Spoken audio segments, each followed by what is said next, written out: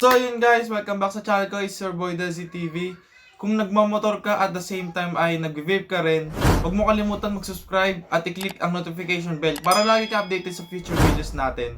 So ngayon guys, mag-build tayo ngayon sa full mech natin, ang Kalasag version 2, batch 3, at Kampilan version 2 rin guys. Hindi ko masyado to nagamit guys, na siguro isang buong linggo ko siyang hindi nagamit. Kung napanood nyo kasi yung review ko about dito sa Voopoo Drag X, ito na yung ginamit ng isang buong linggo guys. Walang palit-palit guys itong Voopoo Drag X lang isang buong linggo. Sobrang solid niya guys. Naka 55 watts lang siya guys. Ayan guys. Bibildan natin to ngayon ng RAM wire, gamit ang RAM wire. Nabili ko to sa full tank vape shop guys. Use clapton na 28 gauge guys. Ayan siya. So tara guys, buildan na natin siya. Lipat tayo sa close view. So yun guys, ito yung Kalasag. Ayan. Medyo marumi na siya kasi hindi talaga siya nagamit. Puro yung Drag X lang yung ginagamit ko guys. So buildan na natin. Ayan.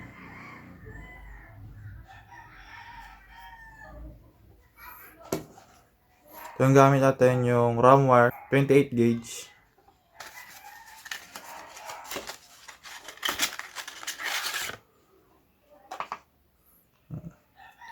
Ang build natin sa kanya ay 5 loops 3mm guide.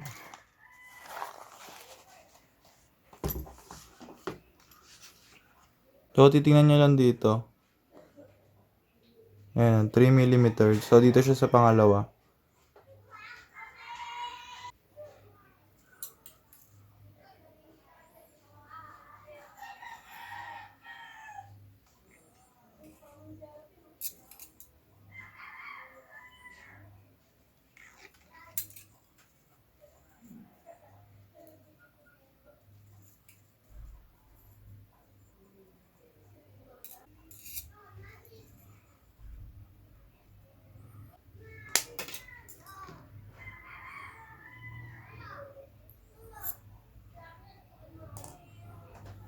Tapos natin yung unang coil. Doon tayo sa pangalawa.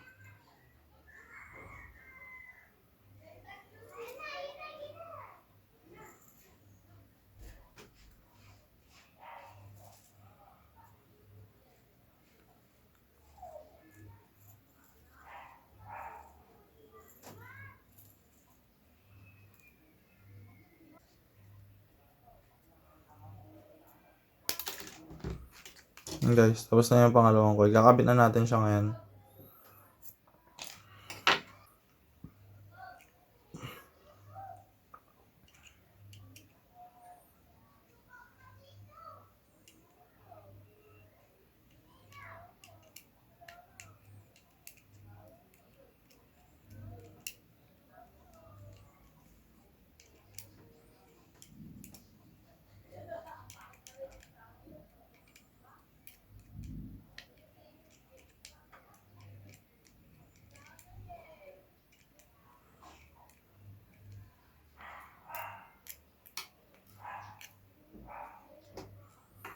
Tanggalin natin. Tapos punasan natin ng tissue para kahit paano malinis. Tanggalin nyo lang yung mga excess juice.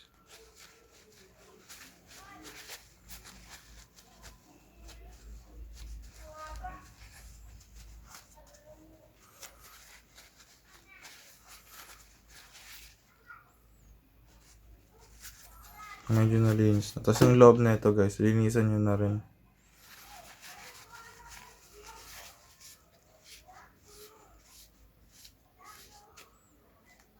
Diba guys?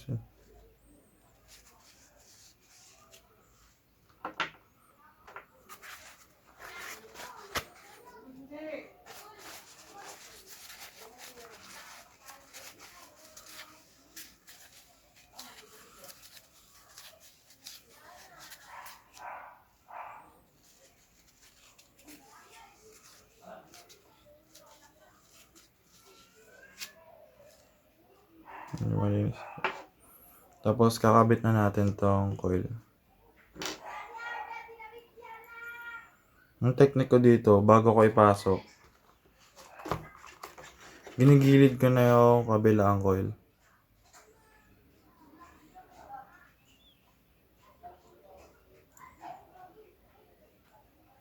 Ayan, igilid nyo na. Para hindi na kayo mahirapan mag-screw.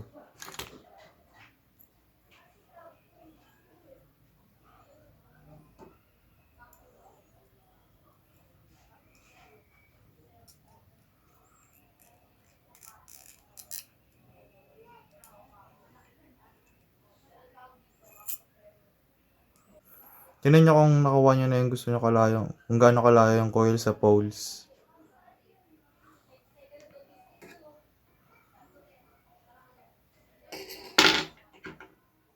Sa akin okay na yung ganyan. Kasi hihilahin ko pa yan.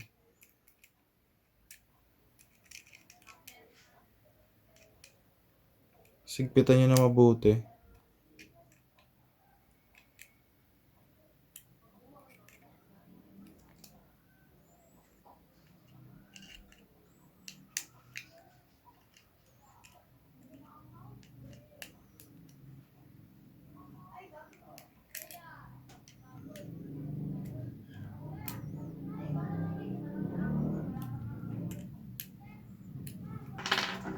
Kita nyo guys, hindi siya pantay-pantay. Papantay na, papasok nyo nandong pinagbildan nyo. Silayin nyo lang. Tapos, ipinch nyo lang.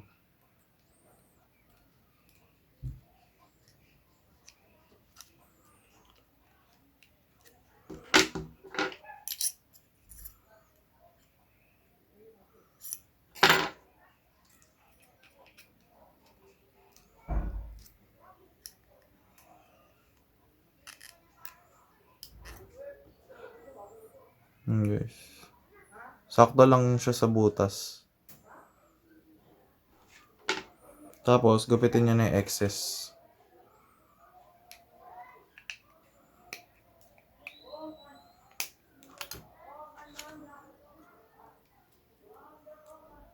Tapos, yung isang coil naman. Ganoon din guys, igilid nyo na rin para hindi kayo mahirapan magpasok.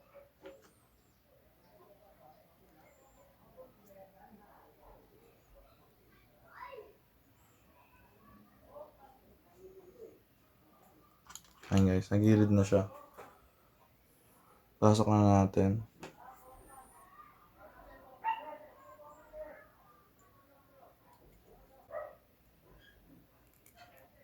Yes. Ngayon, mas madali siya mapasok. Kaysa pag naka-flat pa rin yung screw. Ngayon din, tingnan nyo kung tama na yung, kung gaano kalapit yung coil sa poles. Pag okay na, hawakan nyo lang. Tapos higpitan nyo.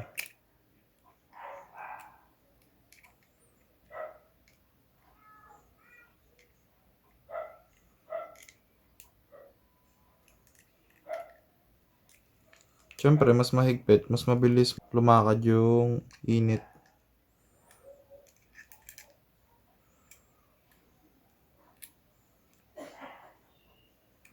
Guys.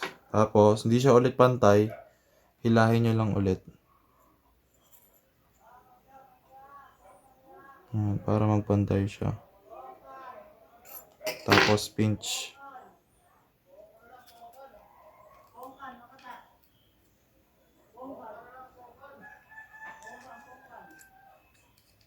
Kung napansin nyo na hindi sumakto sa butas, katulad nito, pwede naman natin ipasok ulit pabalik.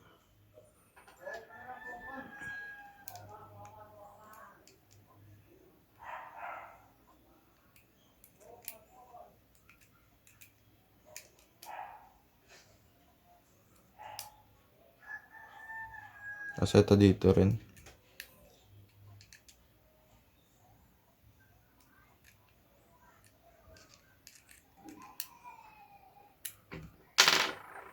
Guys, sumakto na siya pero hindi pa rin siya maayos tignan.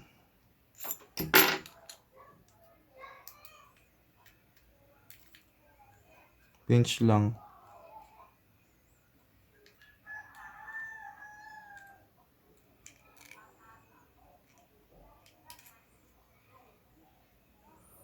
Guys, kulang pa siya ng angat.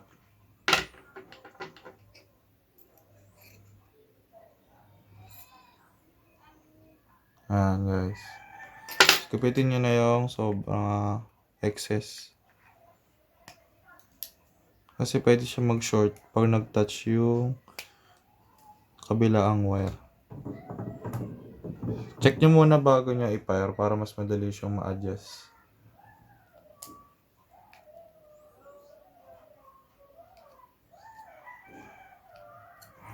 Guys, okay na. Para sa akin okay na yung ganyan. So yun guys, lagyan na natin siya ng battery.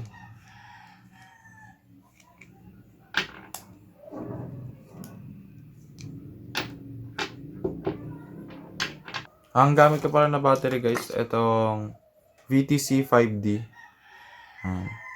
Ito rin mga to, VTC 5D to. Nire-wrap lang. Tapos ito ay Samsung 30S ata. Samsung 30S. Tapos ito LG Choco. Tsaka ito out. Pero ito yung lalagay ko, yung VTC 5D. So parallel siya. Kaya dalawang battery na positive sa loob.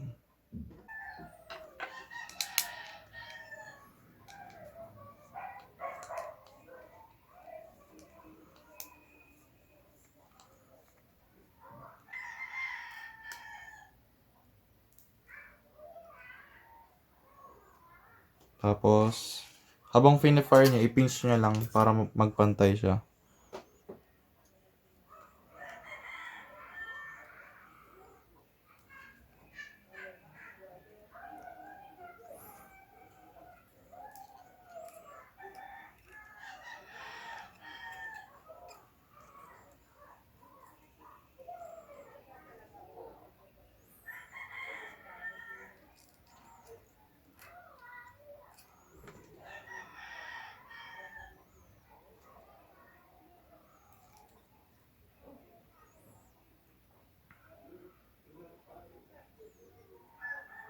Okay na guys. Pwede na sa akin yung ganyan. Sabay silang nagre-rest. Tapos, sabay din sila nagpa-pair. Tapos lagyan natin siya ng cotton guys. Ang gamit ko palang cotton ay itong Muji. Di pa kasi makabili ng cotton thread guys. Sa mga legit vapers dyan, alam yung cotton thread. Yung para siyang sintas lang ng sapatos.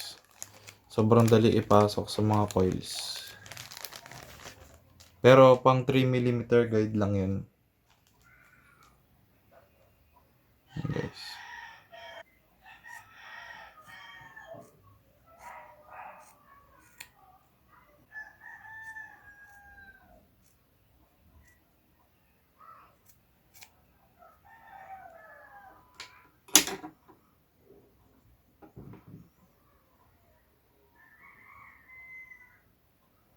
Hindi mas makapal itong isa.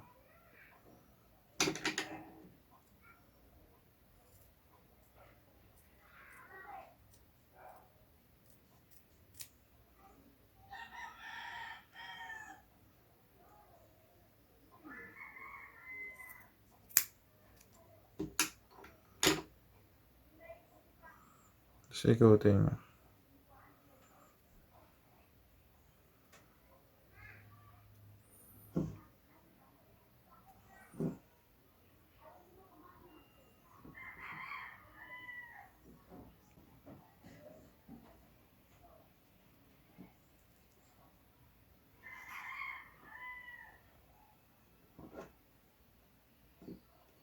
Gapitin niya lang yung mga excess cotton.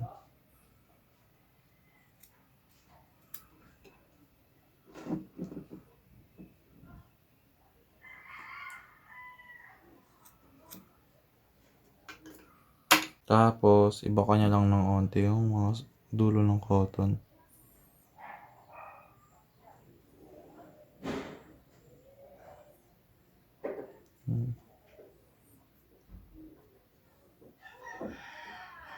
Para mas madali siya mag-saturate. Kahit marami ng cotton lumabas ngayon, magandang klase pa rin din talaga yung Muji.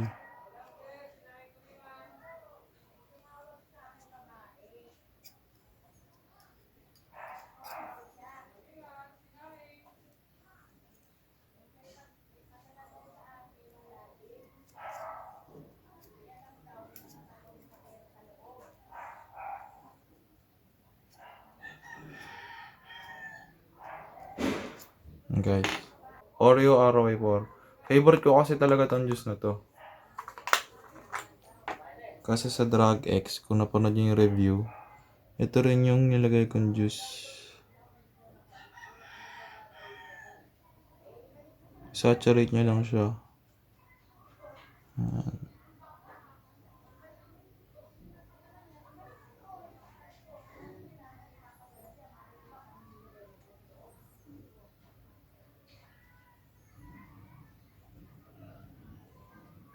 Ayan guys. Kaya nyo lang siya mag-saturate.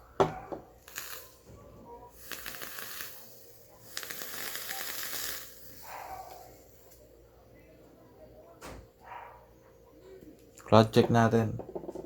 So yun guys, natapos natin buildan tong Kalasag tsaka Kampilan. Ayan.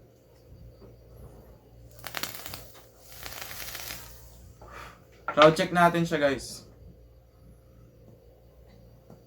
Ang gamit kong juice ay itong Deadwood RY4, Oreo RY4. Guys, crowd check.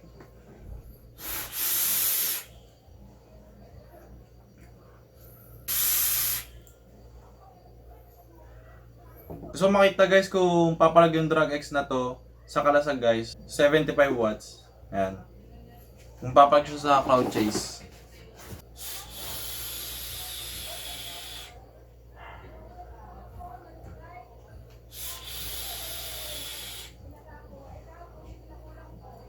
Kung gusto nyo pala guys mapanood tong review ng Drag X, nandito sa gilid, panoorin nyo na lang. Sobrang solid talaga nito guys. So yun guys, kayo na lang bahala umusga kung sino nanalo sa cloud chase sa ng dalawa. Maraming salamat sa panonood. Click like and subscribe. Delzii out.